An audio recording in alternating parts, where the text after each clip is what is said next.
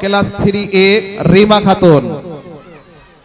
সূরাতুল ফাজর 27 থেকে 30 আয়াত পর্যন্ত অর্থ সহ পাঠ।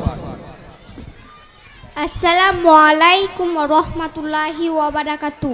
আমার নাম রিমা খাতুন, আমি ক্লাস 3তে পড়ি। আমি আপনাদের সামনে সূরা বানী ইসরাঈল 13 এবং 14 নম্বর আয়াত অর্থ সহ পাঠ করে শোনাতে চাই। আউযু বিল্লাহি মিনাশ শাইতানির রাজিম। বিতাড়িত শয়তানের হাত থেকে আমি আল্লাহর তোমার কাছে সাহায্য প্রার্থনা করছি। বিসমিল্লাহির রহমানির রহিম। পরম করুণাময় ও দয়াবান আল্লাহর নামে শুরু করছি। কুল্লা ইনসানিল আলজামনাহু তাইরাহু ফি উনুকিহি। প্রত্যেকটি মানুষের গলায় তার জীবনের সমস্ত আমল সমূহকে আমি ঝুলে রেখেছি। অনুখরিজুল্লাহু ইয়াউমাল কিয়ামাতি কিতাবা।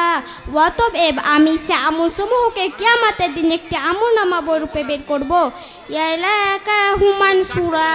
সেই আমলনামা বইটি প্রকাশ্য খোলামেলা পাবে। ইকরা কিতাবাক। আল্লাহ তাআলা বলবেন, পড়ো তুমি তোমার আমলনামা বইটি। কাফা বিনাফসিকাল ইয়াউমা আলাইকা হাসিবা।